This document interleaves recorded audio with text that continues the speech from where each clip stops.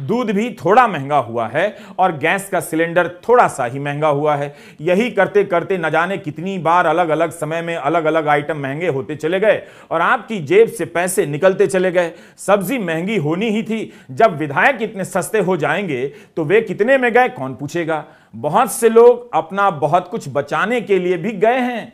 ऐसी अटकलें चल रही हैं।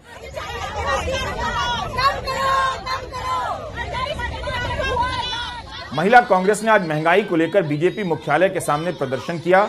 महंगाई के खिलाफ विपक्ष का प्रदर्शन तो होता ही है मगर उसे दिखाया नहीं जाता। कांग्रेस का कहना है कि बीजेपी दावा करती है कि महंगाई काबू में है लेकिन खाद्य पदार्थों की कीमतें बेकाबू हो रही हैं।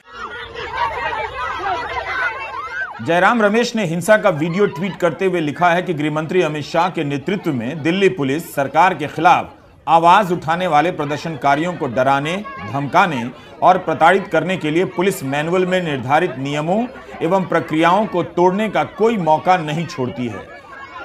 कांग्रेस प्रवक्ता सुप्रिया श्रीनेत ने तो एक गिफ्ट बॉक्स लेकर दिखाया कि तोहफे में इसे देना चाहिए। 400 रुपए किलो नींबू है। सुप्रिया का कहना है कि बारिश के कारण महंगाई नहीं बढ़ी है। कांग्रेस ने प्रधानमंत्री को महंगाई मैन का नाम दिया है।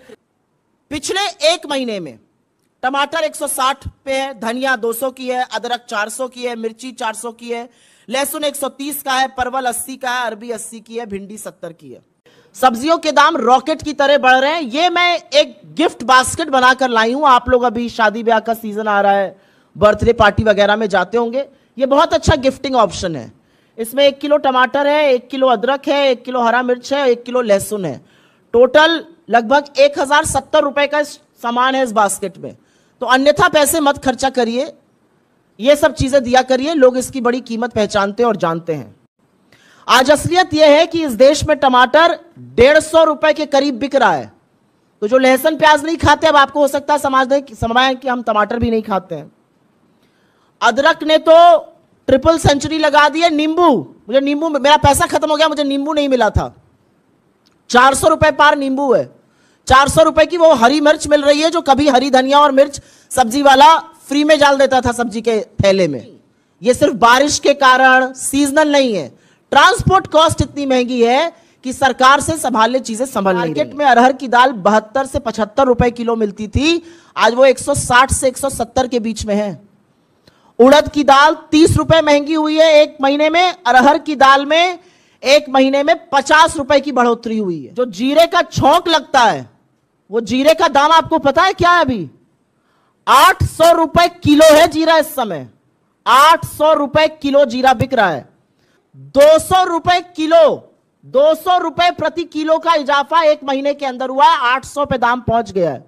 ये जीरा कभी 200-250 रुपए पे बिकता था।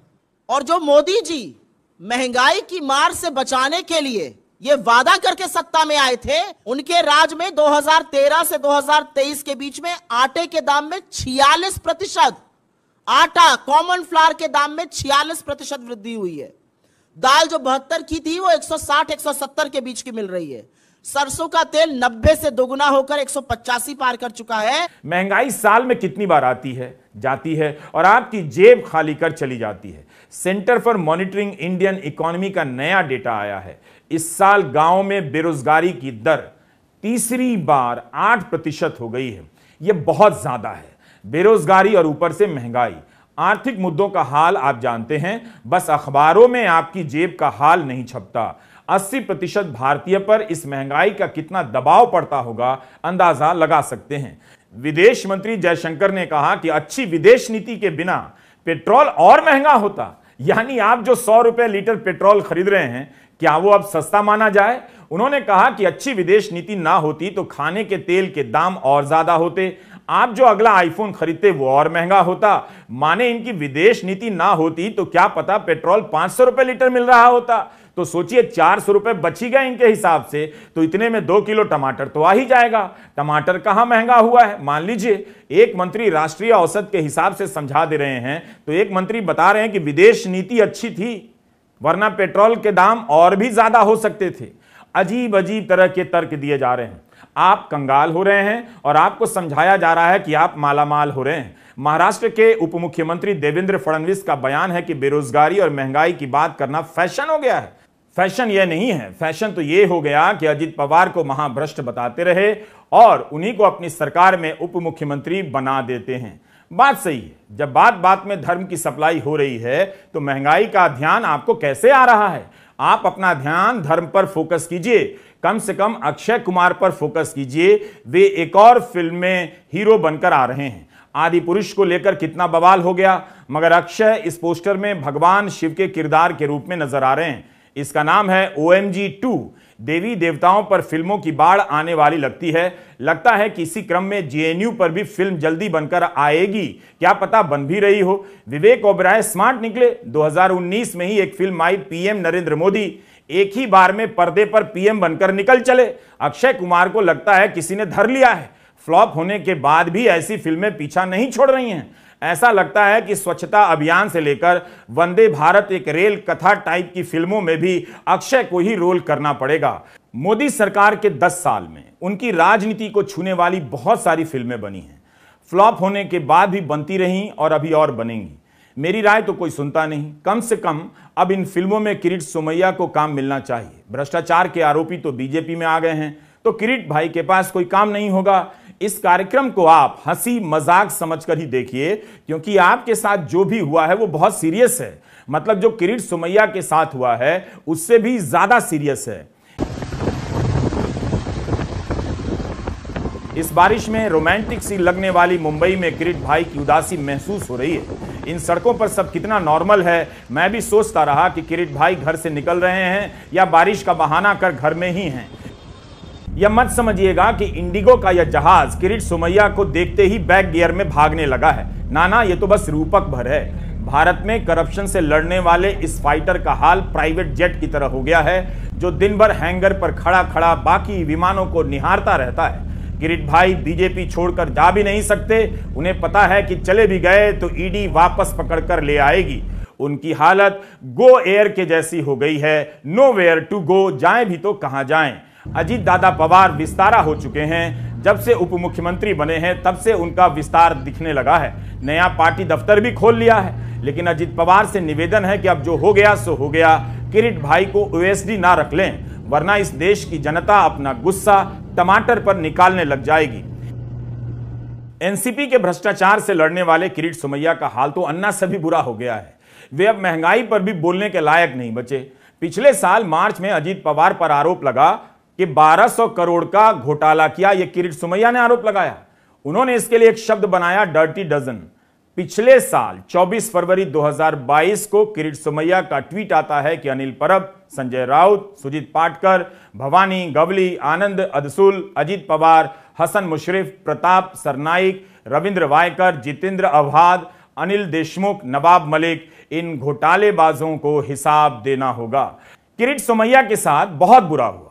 उससे भी बुरा यह हो गया कि कोई भी गोदी चैनल किरीट सोमैया को पैनल में नहीं बुला रहा है, या यह भी हो सकता है कि बुला रहा है मगर किरीट भाई आ नहीं रहे हैं। उससे भी बुरा यह हो गया है कि कुणाल कामरा भी किरीट सोमैया का इंटरव्यू नहीं कर रहे हैं। कितनी गलत बात। यह मत समझिए कि किरीट सोमैया टमाटर और नींबू के दाम से परेशान है। पूर्व सांसद हैं, पेंशन मिलती होगी। किरीट भाई को जब भी डाउट हो उन्हें PM सर की यह बाइट सुननी चाहिए। क्या पता PM सर को भी डाउट हो और वे भी किरीट भाई की तरफ फील कर रहे हो। उन्हें भी तो लगता होगा ना कि कोई उनकी तुलना किरीट सोमैया से ना कर दे, बल्कि ये दुख किरीट भाई को ना हो रहा हो कि सब उन पर हंस रहे हैं, मोदी सर पर कोई नहीं हंस रहा है। अगर मैं एनसीपी की बात करूं तो एनसीपी पर भी करीब 70,000 करोड़ रुपए के घोटालों का आरोप है। महाराष्ट्र स्टेट कोऑपरेटिव बैंक घोटाला, महाराष्ट्र सिंचाई घोटाला, अवैध खनन घोटाला, इनकी लिस्ट भी बहुत लंबी है। इन पार्टियों के घोटालों का मीटर कभी डाउन ही नहीं होता। प्रधानमंत्री के इस बयान को आप जितनी बार सुने उतना कम है। उत्तराखंड के मुख्यमंत्री पुष्कर सिंह धामी ने आज ट्वीट किया है और लिखा है कि प्रधानमंत्री राजनीतिक जगत के बॉस हैं, अपनी पार्टी के नहीं बल्कि एंटायर पॉलिटिकल जगत के बॉस। साफ है, महाराष्ट्र की घटना के बाद से प्रधानमंत्री राजनीतिक जगत के बॉस के रूप में देखे जा रहे हैं और किरीट सोमैया को कोई उपाधि तक नहीं दे रहा। लेकिन किसी को पता नहीं कि अजीत पवार के पास कितने विधायक हैं और शरद पवार के पास कितने। पार्टी एक ही है मगर चलाने वाले दो गुट हो गए हैं। शरद पवार ने तो 9 विधायकों को निकाल दिया। पवार ने जयंत पाटिल को अध्यक्ष बनाया तो प्रफुल्ल पटेल ने उन्हें हटाकर सुनील तटकरे को प्रदेश अध्यक्ष बना दिया, जिन्हें शरद पवार ने निकाल दिया था। शरद पवार ने अजीत पवार के साथ गए 9 विधायकों को अयोग्य ठहराने के लिए स्पीकर के पास आवेदन किया है।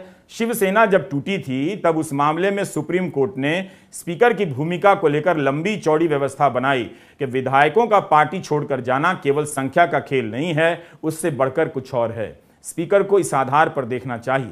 2017 के मणिपुर मामले में कोर्ट ने कहा था कि ऐसी स्थिति में स्पीकर को 3 महीने के भीतर फैसला देना चाहिए। एनसीपी ने अपने प्रस्ताव में कहा है कि राष्ट्रीय अध्यक्ष की सहमति के बिना यह दल बदल हुआ है, इसलिए इन्हें अयोग्य ठहराना चाहिए। पवार तो कह रहे हैं कि बगावत करने वालों को उनका आशीर्वाद हासिल नहीं। एनसीपी ने महाराष्ट्र विधानसभा के स्पीकर को ईमेल से अपना आवेदन भेजा है। स्पीकर को तय करना है कि अजीत पवार अयोग्य ठहराए जा सकते हैं या नहीं।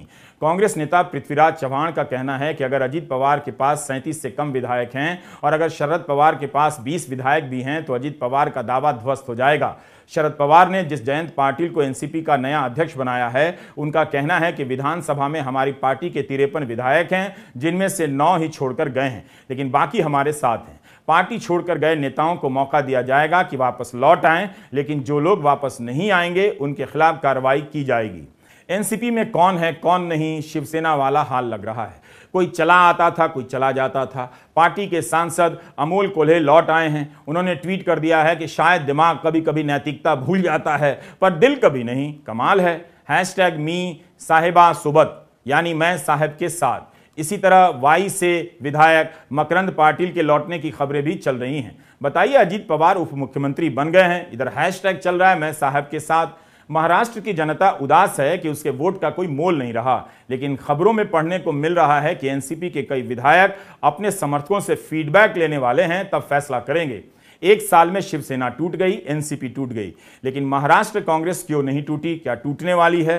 राजनीतिक जगत के बॉस ने कोशिश नहीं की या कोशिश के बाद भी पार्टी नहीं टूटी?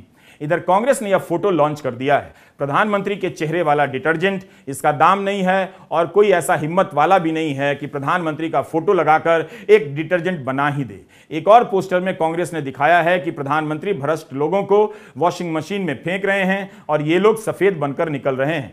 ऐसा ही कभी ममता बनर्जी ने किया था, मंच पर मशीन ले आई और काले कपड़े डालकर सफेद निकालकर दिखाती रही कि बीजेपी के वॉशिंग मशीन में सारे भ्रष्टाचारी ईमानदार होकर निकलते हैं। उधर भारत चीनी मुद्रा में रूस को भुगतान करने लगा है। पिछले साल यूक्रेन युद्ध के बाद से भारतीय रुपए को लेकर खूब राष्ट्रवादी जुनून पैदा किया गया कि भारत सुपर पावर बन गया है, डॉलर में नहीं अब रुपए में भुगतान करेगा। चैनलों पर चलने लगा कि भारत ने डॉलर के खिलाफ लड़ाई शुरू कर दी है। 18 देशों के साथ करार किया है। इसे बहुत बड़ा कदम बताया गया। डॉलर के खिलाफ जंग का नाम दिया गया, लेकिन धीरे धीरे रुपए की सच्चाई सामने आने लगी। इसी 7 जून को आरबीआई के पूर्व गवर्नर सी रंगराजन का बयान आया कि भारतीय रुपए को कोई लेने वाला नहीं है। इस वक्त रुपए का अंतर्राष्ट्रीयकरण संभव नहीं है। अब मीडिया में रिपोर्ट छपी है कि रूस के साथ डॉलर में व्यापार करने में परेशानी हो रही है। आज खबरें छपी हैं कि भारत रूस को चीनी मुद्रा युआन में भुगतान करेगा। अब गोदी मीडिया क्या करेगा? आप क्या करेंगे? जो सरकार डॉलर से छुटकारा पाने निकली थी, उसने चीन की मुद्रा युआन को गले लगा लिया है। तो देखते रहिए।